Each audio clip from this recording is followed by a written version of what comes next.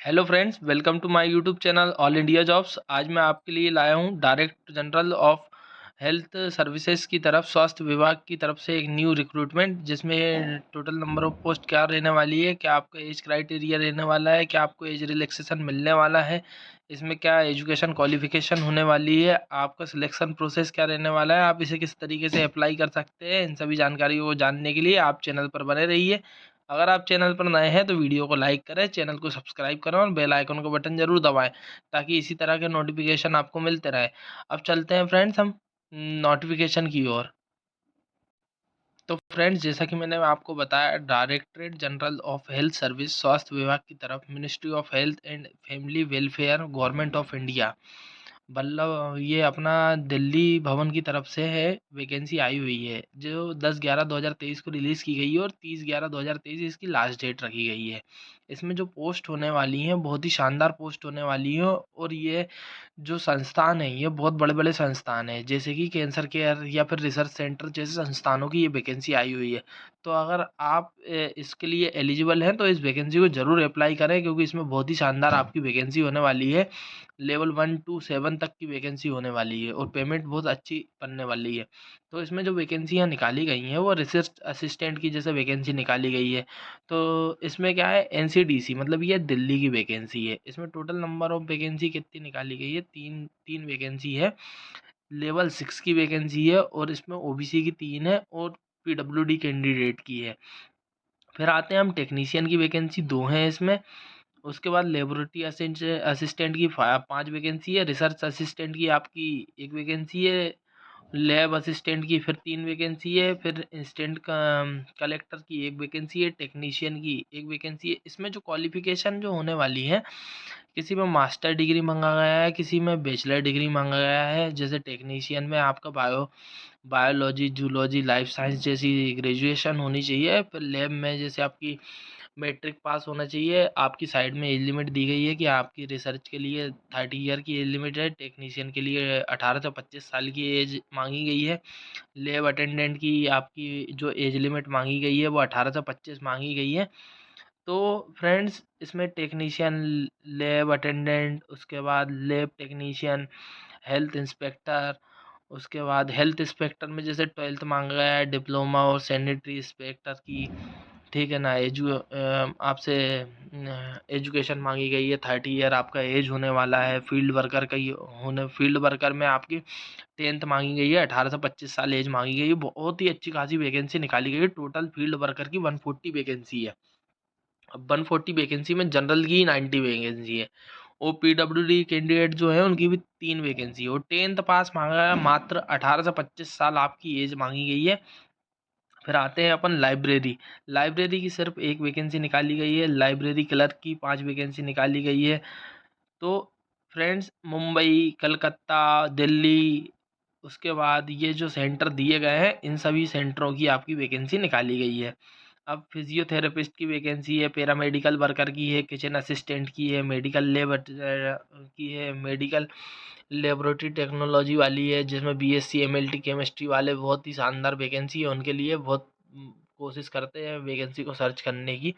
25 साल इसकी age limit, तो अच्छी अच्छी खासी एज लिमिट दी गई है। फिटर इलेक्ट्रिशियन की भी पोस्ट निकाली गई है। इसमें आईटीआई वाले अप्लाई कर सकते हैं। तो टेलर की वैकेंसी भी है, लैब अटेंडेंट की भी है, बॉयलर अटेंडेंट की भी है, वर्कशॉप अटेंडेंट की भी है। कलकत्ता से बहुत शानदार वैकेंसी है, रांची से वैकेंसी है। तो फ्रेंड्स, इस वैकेंसी को ज़रूर अप्लाई करें।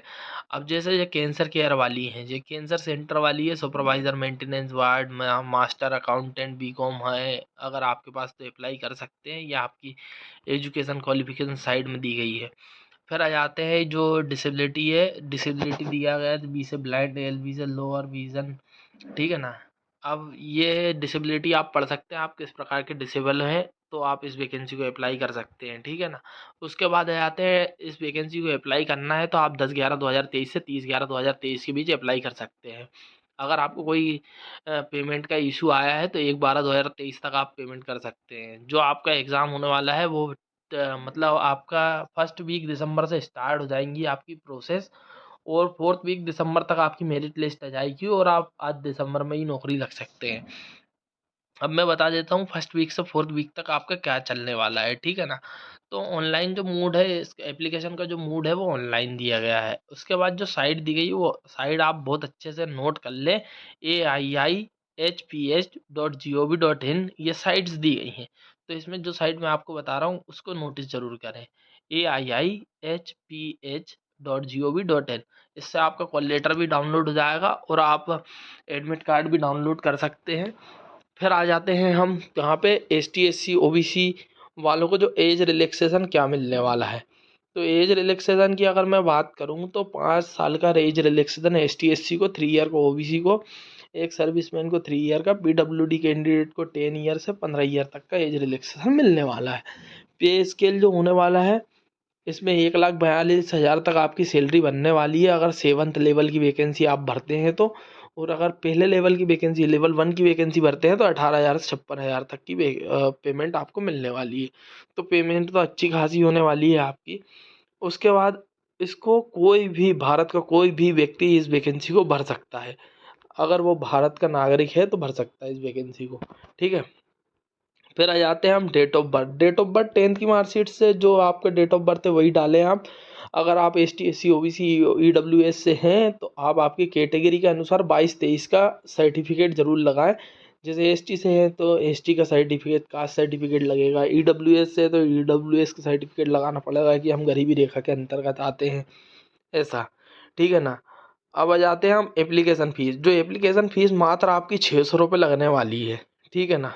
अब उसमें वुमेन कैंडिडेट दिए हैं, ठीक है ना, SC ST से है तो उनकी जो पेमेंट है वो लग रही है कि नहीं लग रही है वो सब डिटेल दी गई है, ठीक है ना। उसके बाद आपकी जो पेमेंट का मोड होने वाला है वो net banking, UPI, visa, master card, रुपए क्रेडिट कार्ड से आप पेमेंट कर सकते हैं।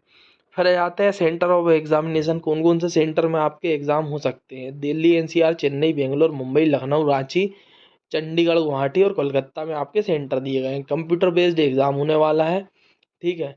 60 क्वेश्चन जो दिए गए हैं, CBT 60 क्वेश्चन 60 मिनट, ठीक है ना। वो 4 मार्क्स का एक क्वेश्चन, ऐसा आपका दिया गया है क्राइटेरिया, ठीक। उसके बाद आप जो स्टेप्स दी गई है, जो स्टेप्स में आपका सिलेक्शन होने वाला मैं आपको बता देता हूँ। वो है इस तो आपका सिलेक्शन पहले ऑनलाइन होगा। ऑनलाइन के बाद आपके जो डिटेल्स है, डॉक्यूमेंट वेरिफिकेशन, वो सब चीज़ें होने वाली हैं। 4 स्टेप में आप इस वैकेंसी को अप्लाई कर सकते हैं। पहले आपको कॉन्टैक्ट डिटेल्स, फर्स्ट स्टेप में SMS, ईमेल ID दोनों देने पड़ेंगे। फर्स्ट स्टेप में आपका डेमोग्राफिक डिटेल्स मतलब पोस्ट से रिलेटेड आपको अप्लाई करना है। दूसरे में एजुकेशन डिटेल्स और वर्क एक्सपीरियंस देना है। फिर आपको upload photo, signature, relevant certificate scan करने हैं जो कि 100 KB से कम के हों, JPEG के फॉर्मेट में। फिर आपको एप्लीकेशन को देखना है और अगर आपकी एप्लीकेशन सही तरीके से भराई है, आपकी डिटेल सही है तो 600 रुपये की पेमेंट करनी है। इस तरीके से आपका एग्ज़ाम मतलब आप अप्लाई कर सकते हैं। इसके लिए जो हेल्पलाइन नंबर दिया गया है वो 8009653655 दिया गया है, ठीक। ये तो रही डिटेल। अब आपकी जो आपको एक ID मैं बताने जा रहा हूँ जो कि साइट मतलब दी गई है जिससे आप आपके एडमिट कार्ड और सभी चीज़ें डाउनलोड कर सकते हैं। तो वो साइट आप ज़रूर नोट कर लें क्योंकि इसी साइट पर जाकर आपको अप्लाई भी करना है। तो ये दिया गया है HLLDGHS.CBTexam.in पर जाकर आप अप्लाई कर सकते हैं इस वैकेंसी को, ठीक है। तो यही सब चीज़ें आपकी दी गई हैं। अगर आप इस क्राइटेरिया में आते हैं, बहुत ही शानदार वैकेंसी है। और ये डॉक्यूमेंट्स आपके पास होने चाहिए। आधार कार्ड हो गया, ठीक है, वोटर ID हो गया, ड्राइविंग लाइसेंस हो गया, PAN card, passport, ID of university, college, school, employ ID। अगर आप वो दे रहे हैं एक्सपीरियंस, एक सर्विसमैन दे रहे हैं तो मिनिस्ट्री ऑफ डिफेंस का होना चाहिए। जो कार्ड वहाँ से इशू हुआ है उसकी डिटेल्स देनी पड़ेंगी आपको। ये सब डिटेल दी गई है। तो बहुत ही शानदार वैकेंसी है फ्रेंड्स। अगर आप इसको बनना चाहते हैं तो बहुत ही अच्छे अच्छे संस्थानों में आपकी वैकेंसी लग सकती है। इसे ज़रूर से ज़रूर अप्लाई करें। अगर आपको ये वैकेंसी पसंद आई तो वीडियो को लाइक करें, चैनल को सब्सक्राइब करें और बेल आइकन का बटन ज़रूर दबाएं ताकि मैं और नोटिफिकेशन आपके लिए लाता रहूं। Thank you.